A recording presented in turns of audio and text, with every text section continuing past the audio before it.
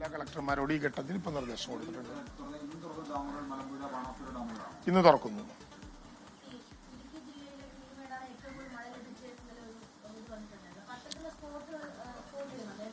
ഓരോ സ്ഥലവും സ്പോട്ട് ചെയ്യുന്നുണ്ട്. Idukki, Munnar, Elappara, Peermade, KDH, Kannan Devan hills. പീരുമേടിലെ തന്നെ കണ്ണൻദേവൻ ഹിൽസിലാണ് ഇന്നലെ ഏറ്റവും കൂടുതൽ മഴ, 311.12. അപ്പോൾ ആ സ്ഥലങ്ങളിൽ പ്രത്യേകമായിട്ട് സ്പോട്ട് ചെയ്യുന്നുണ്ട്.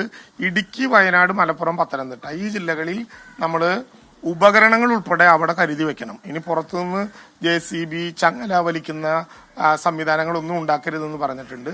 തദ്ദേശ സ്വയംഭരണ സ്ഥാപനങ്ങളിൽ പഞ്ചായത്തിന് 1 ലക്ഷവും പിന്നെ മുനിസിപ്പാലിറ്റിക്ക് 3 ലക്ഷവും കോർപ്പറേഷൻ 5 ലക്ഷവും മറ്റു കൊടുത്തതിന് പുറമെ ഇത്തരത്തിലുള്ള സാമഗ്രികൾ വേണമെങ്കിൽ തദ്ദേശ സ്വയംഭരണ സ്ഥാപനങ്ങൾക്ക് അറക്കവാള്, കട്ട് ചെയ്യേണ്ട സാധനങ്ങൾ, മെഷീൻ ഇതൊന്നും കിട്ടാതെ, വാടകയ്ക്ക് കിട്ടാതെ വന്നാൽ അത് വില കൊടുത്ത് മേടിക്കാൻ ആവശ്യമായിട്ടുള്ള പണവും ഇപ്പോൾ റിലീസ് ചെയ്തിട്ടുണ്ട്.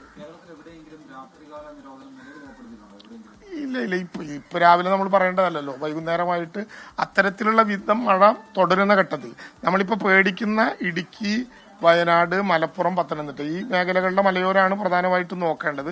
ആ സ്ഥലങ്ങളിൽ അവരോട് ആവശ്യമായിട്ടുള്ള നിർദ്ദേശങ്ങൾ കൊടുക്കാൻ പറഞ്ഞിട്ടുണ്ട്. കൊടുക്കേണ്ടത് അതാത് സ്ഥലങ്ങളിലെ DDMയും കളക്ടറുമാണ്.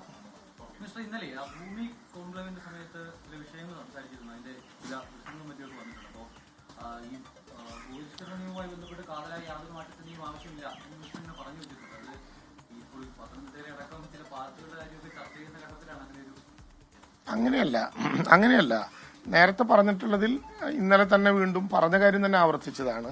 തെറ്റായ വാർത്തകൾ പ്രചരിപ്പിക്കപ്പെടുന്ന കാര്യത്തിൽ ഞാനത് സൂചിപ്പിച്ചു എന്ന് മാത്രമേ ഉള്ളൂ. ഭൂപരിഷ്കരണ നിയമത്തിൽ ഇളവുകൾ ഉൾപ്പെടെയുള്ള എല്ലാ സൗകര്യങ്ങളും നിയമത്തിൽ തന്നെയുണ്ട്. ആ നിയമത്തിന്റെ ശരിയായ വായന മാത്രമേ ആ കാര്യത്തിലുള്ളൂ. പത്രമാധ്യമങ്ങളിൽ വന്നതുപോലെ ഭൂപരിധിയിൽ പ്രത്യേകമായ മാറ്റം, സീലിംഗിൽ പ്രത്യേകമായ മാറ്റം വരുത്തുന്നു എന്ന വാർത്ത ശരിയല്ല എന്ന് നമ്മൾ പറഞ്ഞിട്ടുണ്ട്. ഭൂപരിഷ്കരണ നിയമത്തിന്റെ കാതലാണ് നമ്മളെ നോക്കുന്ന ഏറ്റവും പ്രധാനപ്പെട്ട കാര്യം. കേരളത്തിലാണ് ആദ്യമായി ഭൂപരിഷ്കരണ നിയമം നമ്മൾ അവതരിപ്പിച്ചത്. നമ്മുടെ ബോധ്യത്തിന്റെയും നമ്മുടെ അനുഭവങ്ങളുടെയും കൂടി അടിസ്ഥാനത്തിലാണ്. മറ്റു പല സംസ്ഥാനങ്ങളും പിന്നീട് അതിന്റെ തുടർച്ചയുണ്ടാക്കാൻ നോക്കി, പക്ഷെ അവിടെ ഭൂപരിഷ്കരണ നിയമം വിജയകരമായില്ല. അതിന്റെ കാരണം കേരളത്തിലെ ഭൂപരിഷ്കരണം സാമൂഹ്യനീതി എന്ന ലക്ഷ്യത്തെ വെച്ചുകൊണ്ട് തയ്യാറാക്കിയ ഭൂപരിഷ്കരണമാണ്.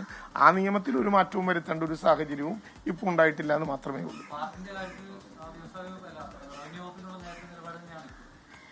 ഭൂപരിഷ്കരണ നിയമത്തിലും പൊതു സാഹചര്യത്തിലും എല്ലാം നിലനിന്നുകൊണ്ട് റവന്യൂ വകുപ്പ് ഒരു പുതിയ തീരുമാനവും ഇതുവരെ എടുത്തിട്ടില്ല എന്ന് പറഞ്ഞാൽ അതിന്റെ അർത്ഥം പഴയ തീരുമാനം തന്നെ.